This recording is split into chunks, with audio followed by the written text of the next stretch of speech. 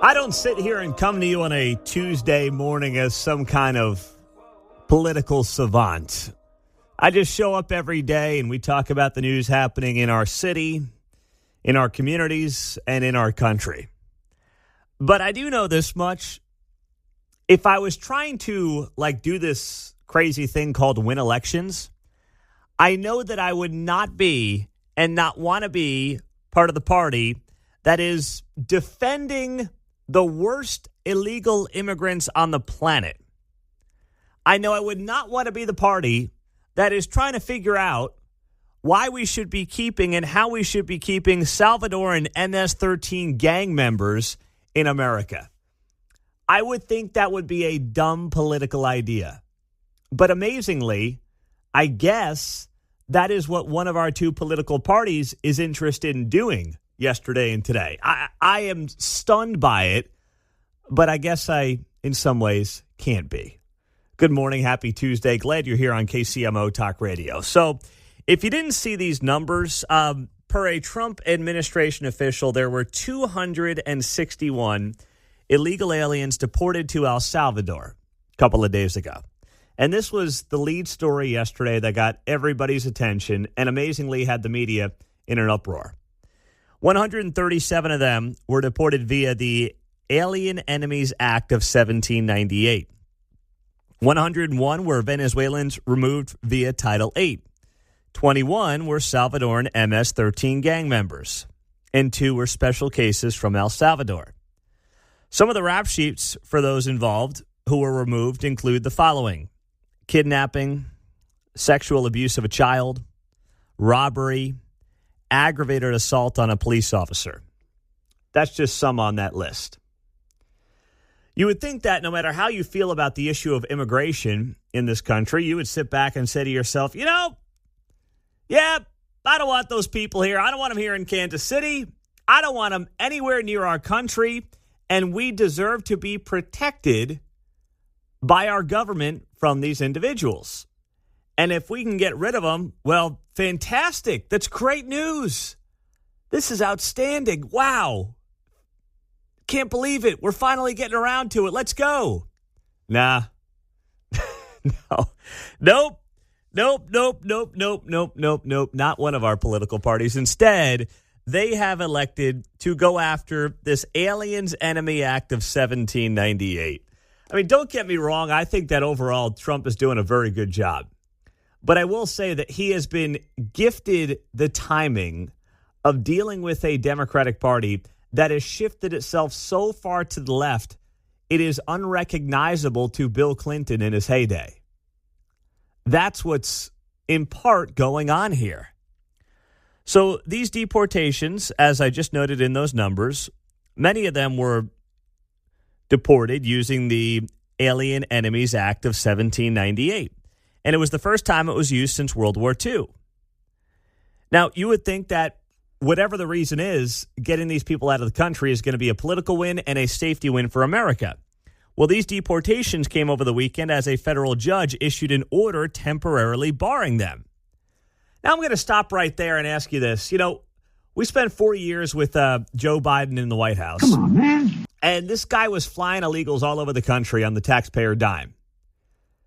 No one ever stepped in. Do you recall judges trying to stop Joe Biden as he was knowingly flying illegal immigrants all over the country? But now Trump's trying to ship them out. Trump's saying, hey, we've got some bad actors who are out and about in this country. They're not supposed to be here to begin with. Many have committed crimes. We're getting them out. We're sending them back. And suddenly the court system, the judges are like, oh, no, you don't there, big fella. No. How dare you? No, you are not going to do such a thing. How dare you? It's like, wait, excuse me? Wait, what? Where were you guys the last 4 years? Were you sleeping on the job? What the heck's going on here? Do you have any common sense left or no? So this act allows non-citizens to be deported without the opportunity to go before an immigration or federal court judge. And Trump's Saturday proclamation from over the weekend called this gang Tren de Agua an invading force. So that's how he's getting around doing this. Now, of course, the meltdown yesterday was, it was worse than I would have expected. Here is Ilhan Omar, Congress member up to our north, just a few hours up the road on 35. You could probably find her. Drive, 6-7 hours to Minneapolis. She'll be up there. And here was Ilhan Omar yesterday talking about this 1978 act and calling it, just wait for it, un-American. It is hard to imagine anything more un-American than that. The Trump administration's immigration policy is a threat to immigrants like criminals. America is too great to fall prey to Donald Trump's anti-immigrant agenda. We need to restore basic humanity to our immigration system, and that starts with repealing the Alien Enemies Act of 1798, with Our Neighbors Not Enemies Act. Together, we will end this xenophobic law once and for all. All right, so we got Ilhan Omar showing up on the scene out of Minneapolis and deciding that she is going to call this act from 1798, she's going to call it un-American. If I was trying to figure out how to make my party even less popular than it is, and we told you about this CNN poll that came out over the weekend that showed that the Democratic Party's popularity is at an all-time low based on CNN's polling going back to 1992. I don't think I'd be calling John Adams un-American. I'm pretty confident that would be something I would be avoiding if I was looking to get back into the win column, as they say in sports. I'm pretty confident that I would be avoiding ripping people who were the founders of this great nation to try to gain popularity with the people that I've lost over the last few years. That might not be high on my list of things to do. But you know what? When you're apparently not interested in getting back to the middle, when you're apparently not interested in figuring out how to do this crazy thing called win elections anytime soon, I guess this is what you get. I know what we'll do the same day or the day after polling comes out showing we're as unpopular as we've been in 35 years. I got it. We'll go out there and call John Adams un-American. Genius. I mean, she's a real beauty. Absolute genius, I'll tell you.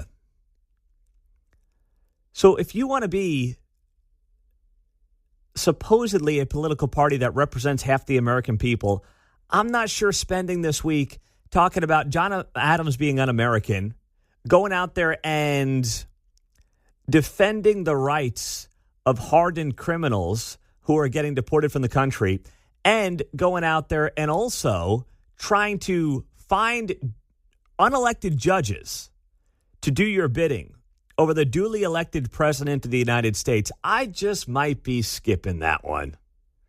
Call me crazy, but I think I'll take a pass there. 913-408-7957. And as I was listening to that Ilhan Omar clip just now, I couldn't help but think about something I saw last night, actually on CNN, to their credit. Scott Jennings was talking about March Madness. Of course, the brackets are out. We're getting set for all the action. What do we have? First four games tonight, I guess, right, Mark? We got a little juice coming tonight with the first four? I believe so. All right. Good deal. I think Alabama State is one of them. All right. All And, right. I think North Carolina and I can't remember who they were playing, but All right. the team that shouldn't be in it. We got a little action tonight. That's cool. Scott Jennings was on CNN last night, and he had this to say about Ilhan Omar's commentary and March Madness. What we need, with apologies to Joe Lenardi, a wokatology bracket. Oh, Lord. To assess the most unhinged Democrats trying to take over the Democratic Party right now. I've got my number one seeds. We got Jasmine Crockett. We got AOC. We got Ilhan Omar. Now, the fourth one I'm undecided about. I'm tempted to give it to Chris Murphy because he's just really picked up his game in the last two to 3 weeks. But I really think we need a bracket to see which of these crazy Dems is going to ultimately take control of this party and bring its approval ratings from 29 to even lower depths. That's my hope for a tournament. I'm going to look. I think those woke Democrats would probably put you at number one on their brackets of Trump apologists. 100%. He's the number one seed. Topic here. We were laughing, and then you just. We can always count on Scott Jennings to bring it back. Who's going to win? Politics. Jasmine. I think it's very interesting. I wouldn't want to play her in the. I wouldn't want to play Chris Jasmine. Murphy up there. That's interesting. I wouldn't want to play her in the first round. Yeah, I'm with them. I wouldn't want to be the 16 seed. Here's the problem. If we're having a wokeatology bracket, you can't find a 16 seed in the Democratic Party right now. They don't exist. I mean, they're all top 4 seeds, man. They're all heavy hitters. Who's a six? I mean, maybe Sharice Davids is down there in Kansas, but that's about it. You have to go all the way down to Casey Tennants. Yeah. I think you're right, man. You have to get a local. I mean, he was trying to round out two. The top 4 seeds, and he had AOC, Jasmine Crockett, Ilhan Omar, and he said this guy, Chris Murphy from Connecticut. I don't know. Emmanuel Cleaver's stepping up his game here in Kansas City the last couple of months. Presley. What's her first name? Ayanna Presley. Yeah, I get the It's all mixed up here. Yes. Ilhan Omar, right? Yes. Her name. Okay. Ayanna Presley, yeah.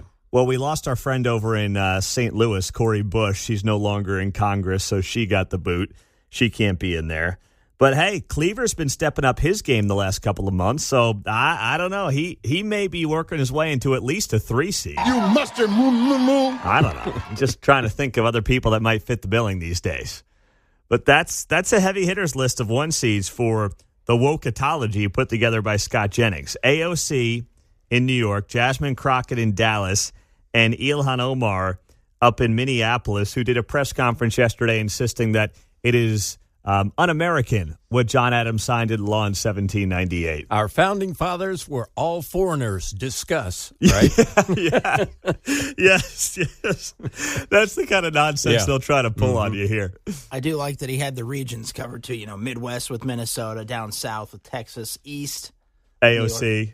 Yeah, so we're missing, if Jasmine is the south out of Dallas, Ilhan is, let's call her the Midwest region, AOC is the east region. We need somebody out west.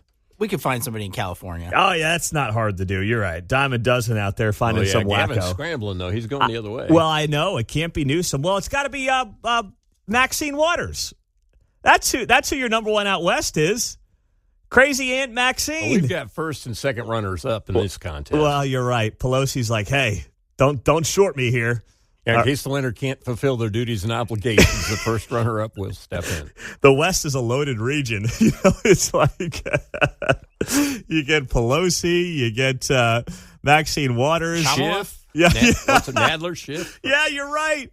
Holy cow. Oh, Nadler's back east. He's a New York guy. But, yes, Mark had some good ones in there as well. Man, that is, woo, boy, wouldn't want to be an 8 seed in the West. You got no shot, man.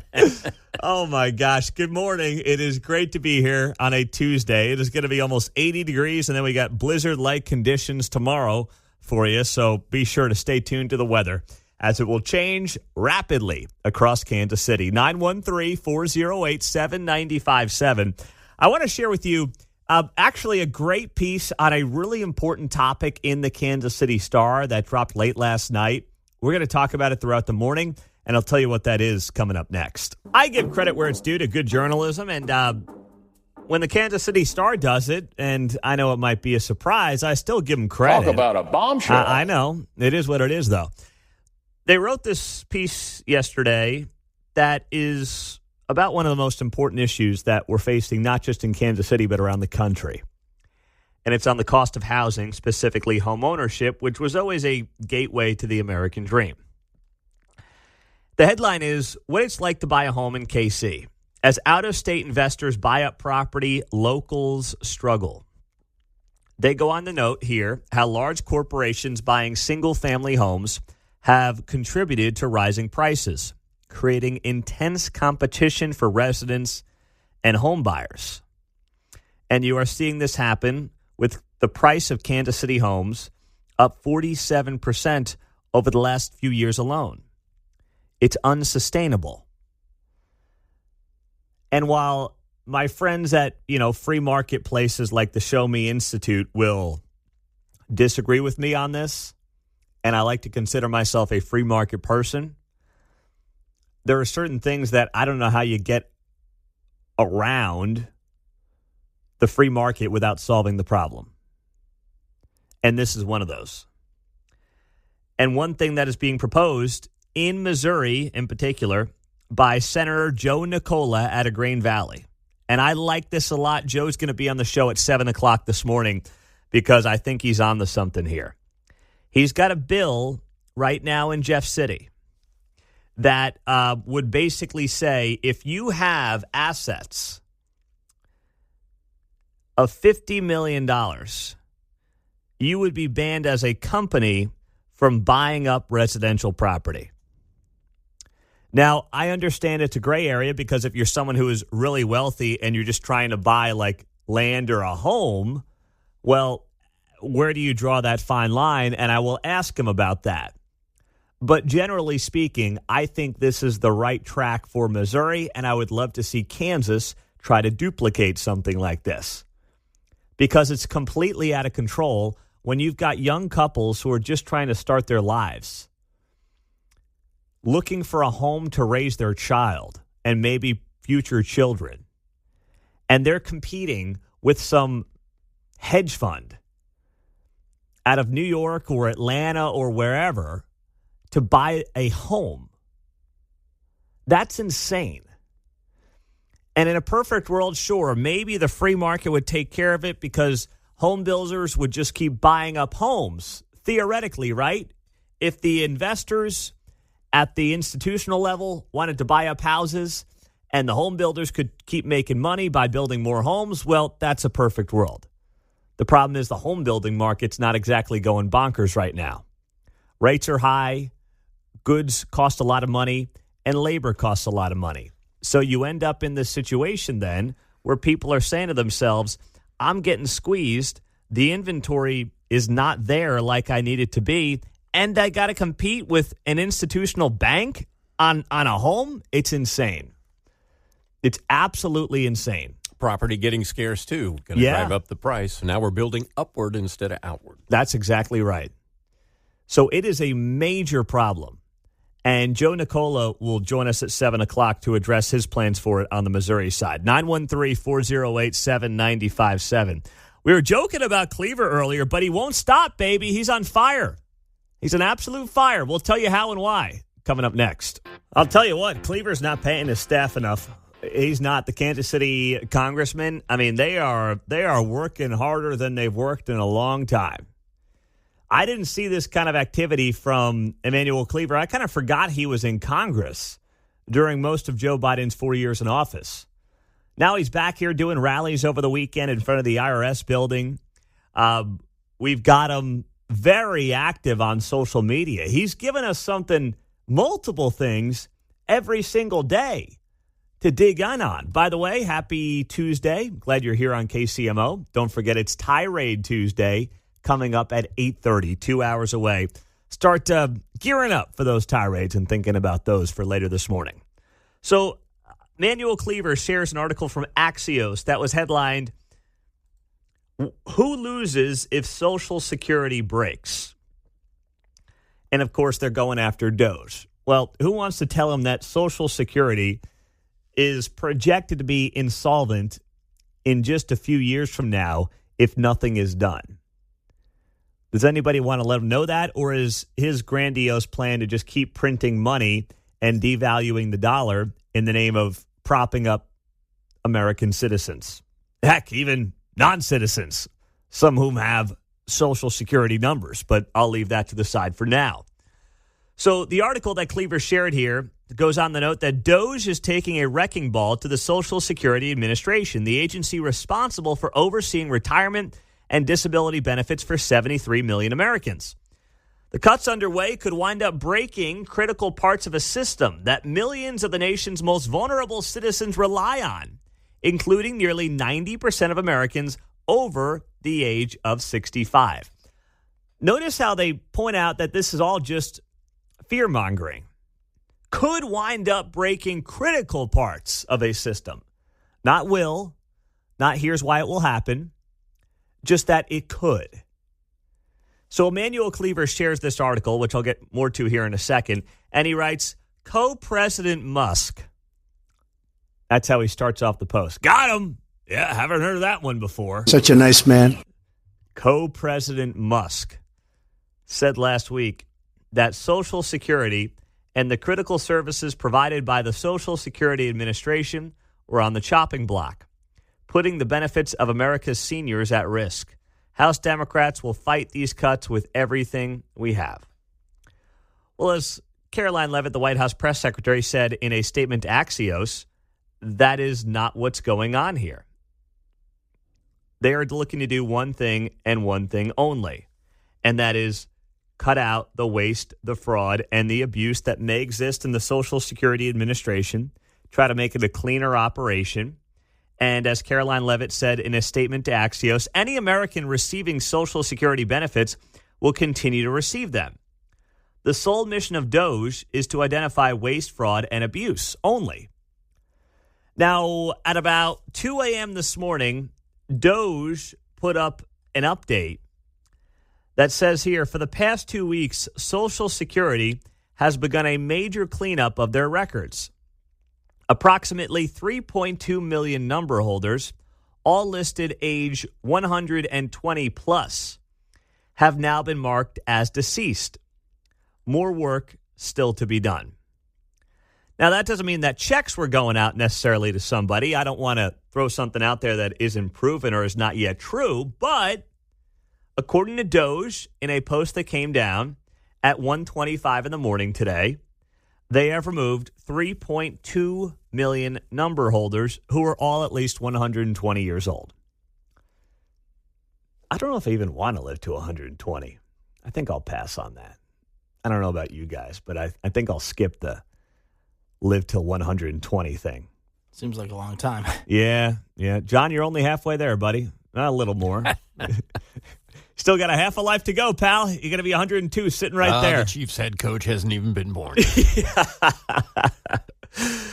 So who could possibly find themselves in a situation where they're fighting against this? But that's where Emmanuel Cleaver thinks his party wants him to be right now, or it's where he's being told to be right now. Now, they go on the note in this Axios piece that a lot of it is going to be potentially impacting not the checks for Social Security, but customer service. They even note this halfway down the article. The Social Security Administration is different. Its staff primarily handles customer service, connecting with the public at vulnerable life moments, such as the decision to retire, or when you can't work because of illness or injury, or when your spouse or parent has died. Now, I'm sure we could flood the phone lines with people who have talked to Social Security. Obviously, that's not something that I've done. But if you've done that before, if you've gotten on the horn with them, I would be curious to know what that experience is like, and if this is something that we are just kind of cutting some customer service folks. Well, I don't want to see anybody lose their job, but that may be something that ultimately is valuable to the American people, where they go out there and they say, you know what? If we can do this with less, guess what? We should probably do it. If we're taking people who are 120 plus off the docket, not necessarily off the payroll, because that's not what was alleged here, but if they're just out of the system, that will help the systems run smoother, will they not? Customer service. You keep using that word. I do not think it means what you think it means, to quote Princess Bride here. Relative to the government. I think you're right. Yeah, it's kind of like dealing with the unemployment stuff. It's kind of touch and go. Yeah, well, I can't imagine Your call is important to us. The best service known to mankind. I will leave it at that. Hopefully it's better than going to the post office where, I mean, my gosh, you show up at the post office and it's like, what are you doing here? Yeah. I'm here to send some mail. What do you want? Yeah, what can I, not even what can I do for you? How much is away? Yeah. I'm here to ask you. Yeah, that's the scale where you put the thing on the scale and then you tell me what I'm going to pay you, and then you give me a receipt that's like 6 feet long, and then you wonder whether things going bankrupt. I mean, save some paper there, folks, would you? Text line is 913-408-7957, the studio line, and the text line on KCMO Talk Radio. A lot of you who are not yet Social Security age in your 40s and 50s, noting here that you don't even think it's going to be available for you. And how sad is that? I'm with you there, by the way. I mean, I sit here now in the back half of my 30s thinking to myself, is this thing even going to be around for me? Because it is inherently a Ponzi scheme. That's always what it's been. You have people paying into the workforce or paying into the system right now who then are helping people who are currently getting Social Security, and then around and around it goes. It's no one's fault. I'm not knocking anybody who's on it using it. I mean, we're all going to take it, right? At some point, we're all going to be in the boat where we're taking Social Security. But at no point did I believe or will I believe that it's my money. Someone else will basically be paying me the Social Security that the government has promised me. That's how it works. Yeah, I think even as on the young end of the boomers side, I felt like, am I going to have to take pennies on the dollar? Yeah. I mean, the math. Based on what I felt like I paid in, right? Absolutely. Well, then just watching the birth rate decline over the years. It's as simple as that, you know. I think we built the system assuming we just replace it here in the U.S. with citizens, but we're going to need a little help. And we are. And that's one of the dirty little underlying secrets that exists right now when it comes to immigration policy in this country. There is a belief that because the birth rate continues to decline, we are not even at right now replacement rate for children in this country. We have to replace these bodies to keep things like Social Security semi-solvent. We have no choice. But a lot of people are just kind of whistling past the graveyard. 913-408-7957. Let's get in before the break. Frank, he's on KCMO. What's up, buddy? Hey, Pete. Good talking with you on this one. I've been in the financial business now for almost 40 years, and we've been watching Social Security from the beginning, and I personally don't believe it will go away, but it will be modified significantly, and here's how it's going to be modified. There's going to be a means test. If you have the means and income to survive retirement without Social Security, they're going to tax the benefit back to the federal government. They already started that. Social Security was never supposed to be taxed. It began to be taxed, 1980s, 1990s, somewhere in that range. And then there was a threshold set that's never been increased for inflation, and that is for a single person, it's like $25,000. For a married couple, it's a little over 30 or in that range. And if your income is above that, you begin paying Social Security at your normal tax rate. What I think is going to happen is you'll start seeing an excise tax on top of income tax to tax the Social Security back to those people who have means.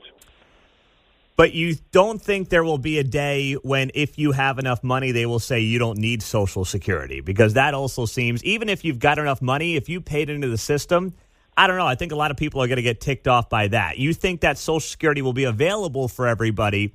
It will just be, I guess, taxed based on how much money you have in a nest egg, or how do you see that being determined? Right now, it's being determined by your income that you get from IRAs. Remember, there's a required minimum distribution from IRAs that forces money out to be taxed. And I've got clients right now that are being forced out at over $100,000 a year because they did a great job of saving in their 401ks. As a result, they are getting smacked on the extra tax on Social Security that was never supposed to be there in the first place. I think that system is going to be used to take it back. Now, will they do means testing by the amount of assets? Maybe. I don't know. But I believe that will be the mechanism that they'll use. Wow. Great call, Frank. Fantastic work, my man. Thank you. It's all for our clients. Yeah, that's great. That's fantastic. That is something that makes sense to me. I mean, the system does have to change. He's right. I mean, what Doge is doing is great, but the money's just not going to be there forever. So there is going to have to be some way where you tweak this thing at some point going forward if the politicians grow the backbone, because right now what you hear, especially from one side of the aisle, is never touching it, no way, no how, not a chance. But it's like, guys, something's got to be done here.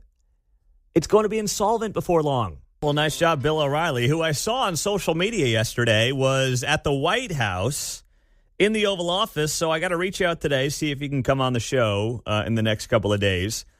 But he has a picture here on his X account. Excellent meeting with President Trump today. My bodyguard, Spencer O'Reilly, attended. Full report tomorrow on the No Spin News. So Bill had his son there. His son is in college, and he's big. He's a big old boy. I met him the last 2 summers, and he grew 6 inches from the summer of 23 to the summer of 24. He plays lacrosse in college. He's got to be 6'6". I'm like, geez, Bill's big at 6'4", I would say. But his kid's huge. So Trump is sitting in the Oval Office desk because Trump probably didn't want this kid towering over him in the photo. So he was like, I'll sit. Bill's son and Trump's son can get together. That's right. Barron's a monster, too, and they're like the same age. That's a good point there, Mark. Well done. 913-408-7957. We just got done talking about Joe Nicola. He's a state senator out of Green Valley. He's a freshman, but he's working with a Democrat down in Jeff City on trying to limit institutional banks buying up residential property. So his proposal, and it's a good one, is to ban companies with at least $50 million in assets from buying up residential property. And I know, there will be free market think tanks freaking out saying, you can't do this. Well, tell me what the better solution is. When home ownership is the gateway to the American dream for millions of Americans, and I'm telling you right now, millions of Americans believe it's completely out of reach. When you factor in the cost of homes going up 40% the last few years, property taxes up, home maintenance up, interest rates up, I can't afford it. Just can't afford it. Never mind trying to save for the down payment right now on these homes. It's insane. And Republicans will be wise to figure out a way to get the institutional buyer out of the business. I'm sorry, hedge funds, God bless them. I want them to make all the money they can. But creating a country of renters is not helping out the folks, as Bill O'Reilly would say. Mike's in Kansas City. Go ahead, Mike. You're on KCMO. Okay, this is a prime example of corporatism versus capitalism. The corporations are the ones that are messing and screwing the people. My opinion on how to do this would be to put some severe taxes, some severe financial penalties for hedge funds in property. If you live in the property, you should be exempt from, whatever punitive tax you want to get on the hedge fund. And if you're a small investor, also you can do that. But all these hedge funds that come in, there should be like a 40% tax when they buy a house. And that tax that goes on that from the hedge fund purchasing it should go into a fund to help first-time home buyers, to help them with lower interest rates, lower down payments, things like that. But, I'm with you 100%. These hedge funds have to be stopped. And the only way to stop them, they hit them where it's going to hurt, and that's in their pocketbook. Yeah, I hope the guy's listening. I hope, Mike, listen, I'm open to any ideas on this. That's certainly a worthwhile idea that I hope gets discussed on both sides of our state line. And Republicans have to get on board with this. You're seeing a movement from younger voters to the right, and this is one way that the party can continue to ingratiate itself with younger voters. And you're not buying votes. You're just saying these are the issues that you guys care about. I'm sorry, it's not 1985 anymore. You're not buying a 5,000 square foot home for $200,000. It's insane what's happened to housing. We know it. We care about it. And here's how we can help. And Mike, that's one idea that I hope they do consider as well, or at least look into. That's what matters. I'm going to give you 2 options. I'll either kick you in the crotch every day or I'll smash your hand with a hammer. Which one do you want? Oh, yeah, they both stink. Yeah, I know. You don't like either option. Well, this is more or less what one local politician is insisting is probably best for you. Hey, instead of kicking you in the crotch every day, I'll just smash your hand with a hammer. And you'll enjoy it. And you'll appreciate it. And you'll thank me later. No, I'm pretty sure I won't. David Haley is a senator and a Democrat in KCK. And the Kansas City Star writes a piece here that David Haley has developed a plan that he believes could lower Wyandotte County homeowners' tax bills and utility costs. What's he want to do? Impose an earnings tax of up to 1% for Wyandotte County. But it's the first time that his bill calls for 100% of the new collections to help offset the property tax revenue that makes up most of the local government's budgets. So this is a way, like Kansas City, Missouri does, to tax people who work in Wyandotte County but do not live there. I still don't know how it's legal. It's literally taxation without representation. But I know it's not unique to Kansas City. Other cities have this as well, where they tax you, in Kansas City's case, 1% if you work in Kansas City but do not live in Kansas City. And the earnings tax gets renewed every few years because Kansas Cityans get hoodwinked into this belief that, hey, these people that work here but don't live here are actually helping subsidize our police, our fire, and our city government. This is great. What they don't realize is that how much business has been lost and how many businesses have left Kansas City or haven't come to Kansas City because people say, I don't want to pay this garbage earnings tax. I'm not going to put my business and therefore my employees in a position where they've got to basically pay a 1% tax to just go to an office in Kansas City, Missouri. I'm not signing them up for that. That's ridiculous. So it's always difficult to prove those things. But you ask any small business or even larger businesses, and they'll make decisions based on things like earnings taxes. So David Haley in KCK has proposed this, and the Kansas City Star goes on the note here. Soaring property values have resulted in higher tax bills for Wyandotte County homeowners. Now, hold on a second. That's not true. That's not true. Let's read it again. Soaring property values have resulted in higher tax bills. No. Soaring property values have resulted in the government electing to take more money from their homeowners through the confiscation of property taxes. There's nothing that just triggers an environment that says, well, if your property or your homeownership values go up, well, we got to take more of your money through property taxes. That's technically not true. They vote on that. They could lower the mill levy to make it revenue neutral. They choose not to. One of the great hidden conversations around inflation the last few years is that the governments get very rich. They get more money in sales tax dollars because guess what? The price of goods go up 20%. The sales tax revenue is going to go up 20%. And then same thing with home ownership. Even if they reduce the mill levy a little bit, they're not reducing your property taxes. They're getting more of your money through property taxes. It's total theft. It's why the government has been one of the largest employers in the nation the last few years, locally, statewide, and federally. They are cleaning up. They're getting more money than ever before. So this notion that, oh, yeah, the government, don't worry, we're here to help you. Well, you guys are screwing us. And then on the back end, you're making up this robbing Peter to pay Paul thing where you're like, don't worry. Don't worry, guys. I know we've been kicking you in the groin for years now, but I got a great idea. Instead of doing that, I will just take a hammer and bang your hand every single day. You might break a bone or two, but trust me, it's better than the alternative. And then they want you to reelect them and pat them on the back for these ideas. I mean, this is it's just an insulting idea from David Haley, the senator out in KCK, because it's like the guy literally thinks we're all too stupid to understand what he's proposing here. That's what he's doing. 913-408-7957. And, of course, they have these testimonies going on saying that a 1% earnings tax would generate $60 million for Wyandotte County, and most of it would be people who are not living in Wyandotte County. They're people who work there but do not live there. The Wyandotte County Economic Development Council estimates that 55 of the 92,000 jobs in the county are held by non-resident workers. Maybe you guys should ask yourself why. People do not inherently want to commute far to work. If they're living in they're living outside of Wyandotte but working in Wyandotte, maybe you should look in the mirror and figure out why the heck that is, instead of figuring out a way to screw them and take more of their money on something they can't vote on.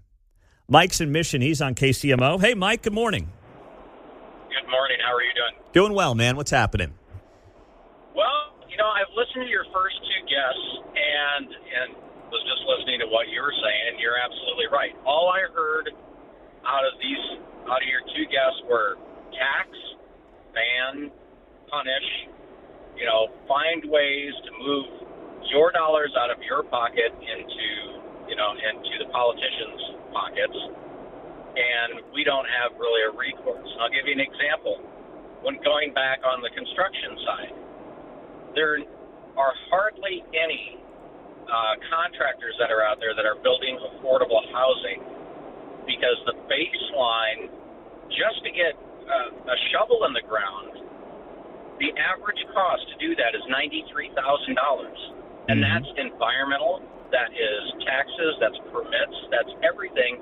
And that's all caused by the government creating these programs or creating these laws that they think are going to help people, but in the end just end up costing us more. Mm-hmm.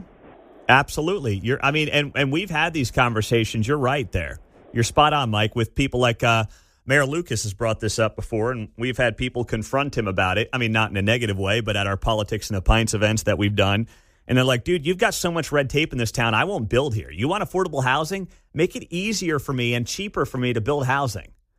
You can't have your cake and eat it too. You can't tell me, well, I got to abide by 17 million different environmental regulations and then be like, now build some affordable housing there, champ. And of course, the developers then are going to beg for tax breaks, and they're going to lobby for their breaks and lobby for their TIFs. So all you're doing is creating a slush fund for the developer class and the city council and the political class to continue to keep that engine going, while actually in the end, the little guy or gal is getting screwed here. On the text line, Pete, corporate woods came about because Kansas City was almost totally unresponsive to downtown businesses back in the 70s. Businesses just left as soon as they could. KCMO was, of course, astonished. Yeah, and we're sitting here in corporate woods right now, and that is a correct analysis of what happened then. And you reap what you sow. That's the answer. That's the response to that.